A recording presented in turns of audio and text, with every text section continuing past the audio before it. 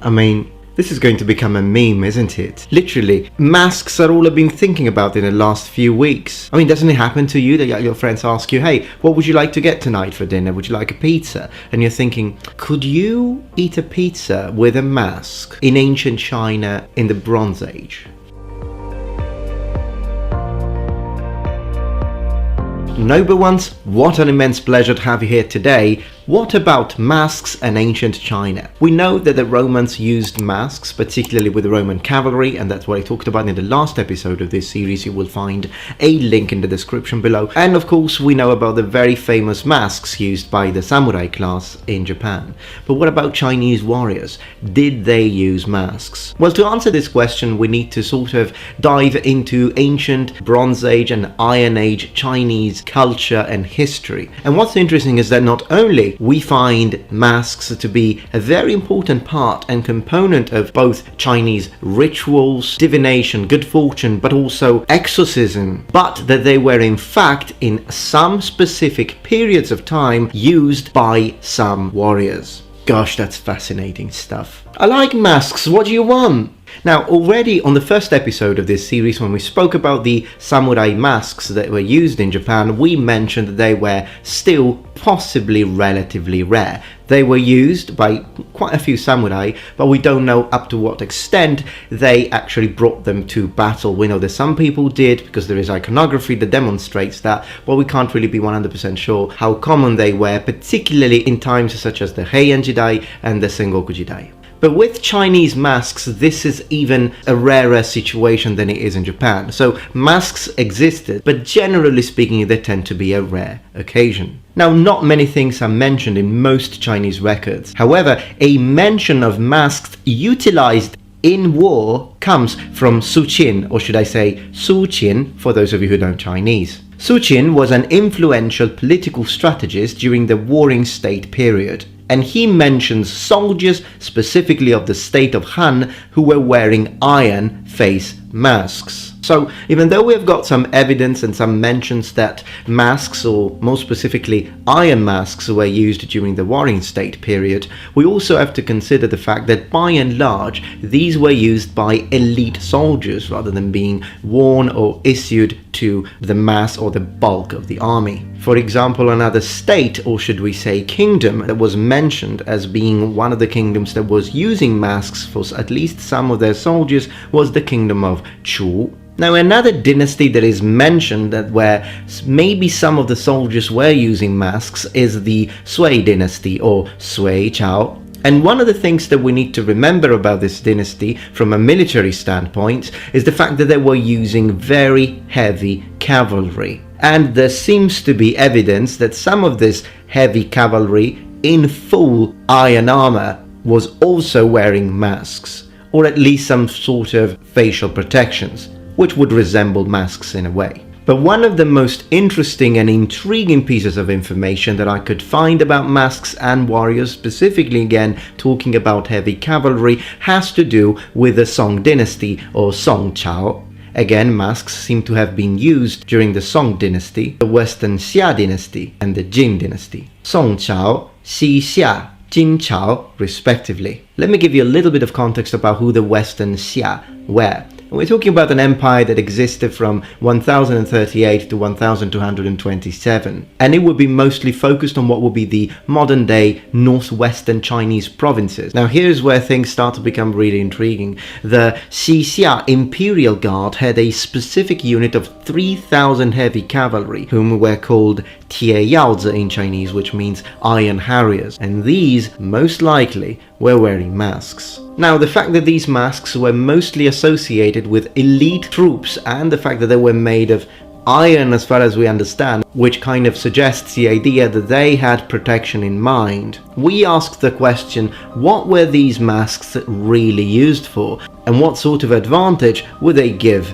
in battle? Well, I've already covered in detail the psychological effect of masks associated to warfare in the first episode about the Japanese masks. So here I'll just summarize it by saying that of course masks do have a psychological aspect to them when connected to warfare, because they have a dehumanizing factor. The idea of hiding the real intentions and emotions of the person who is wearing the mask, and at the same time giving this said warrior a supernatural appearance. And of course, an extra layer of protection for your face is dramatically important. But really, to fully understand why these warriors would decide to start wearing these masks, whether it be for a ceremonial purpose or to use them during action, we need to explore more in details the position and meaning behind masks in ancient China. In our day and age, Chinese masks are usually associated with either the Chinese New Year or Chinese opera. But in the past, particularly the ancient past, Chinese masks had a whole plethora of roles to fulfill. Now, as far as we understand, the very first examples or specimens of Chinese masks date to 3,500 years ago, so it's definitely an ancient tradition. Now, at first, masks were used in shamanism or for religious healing.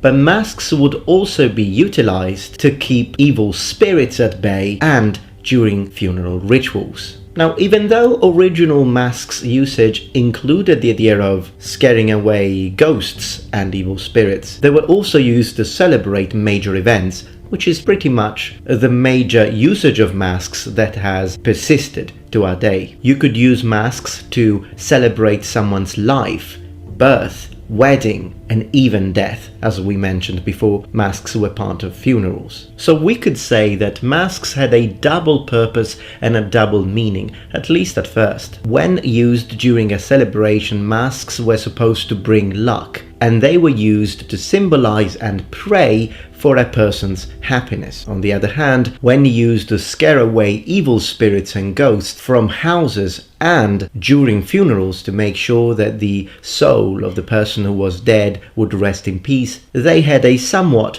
protection role. Exorcism masks, the one used to scare away the evil spirits, were the one that with time became popular in some elite members of the army, and that was because they were a way to praise the success of military officers. As far as we understand, these exorcising masks originated from the central plains of China. Masks instead used in shamanic traditions originated from the north of China. The way they were used is relatively similar to that of masks used for exorcism, but the difference is that they would be originated from a different place. So they had a sort of cultural flair to them, if you will. One of which was the idea of making them using dark tones. Theatre also had an extremely important role in Chinese eloquent society and in the entertainment of the people, and masks were prominent. It is when we dive into the theatrical traditions of ancient China that we see that colors used with masks now are starting to become more sophisticated and gain their own meanings. The color used for a mask indicates that character's personality. A green mask is used for violent characters. Golden and silver masks, so with metallic colors, are reserved for supernatural creatures such as gods and evil spirits. Red masks indicate courage, heroism, bravery, as well as loyalty. Yellow indicates that the character is evil and cruel.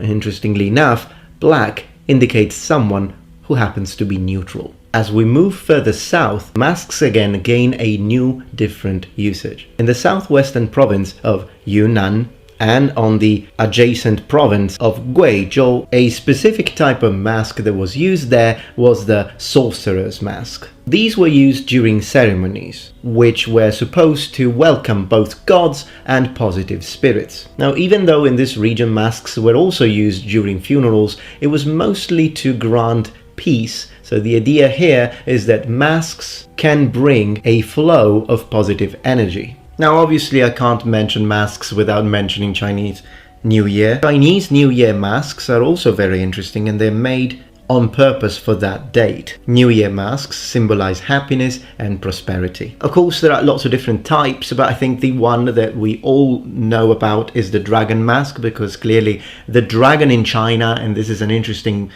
concept, although I've got a video dedicated to Western dragons and Eastern dragons, so you will find a link in the description. But the dragon in China is considered as a positive entity and a positive god, as opposed to the dragon in the West, which is, in the majority of cases, is considered as a monster that needs to be defeated. And because of this massive difference, you have to also understand that even symbols and masks that represent dragons have a completely different connotation in the Far East. But as far as coming to a conclusion when it comes to masks and their connection with the military in terms of ancient Chinese warfare, I have to say that for the research that we could come up with as so far, which of course still needs to be continued, masks were used by some elite soldiers within ancient Chinese armies, and the look of these masks, and also in a way their meaning and importance, varied dramatically depending on what province we're talking about. And to really fully understand these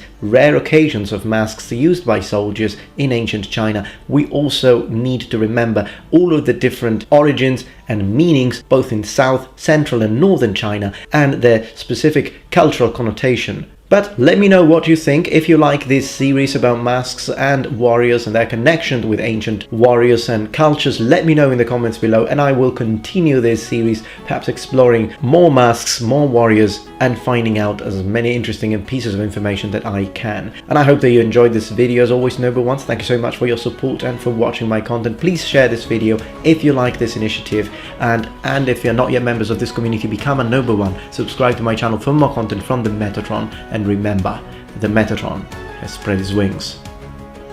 Goodbye.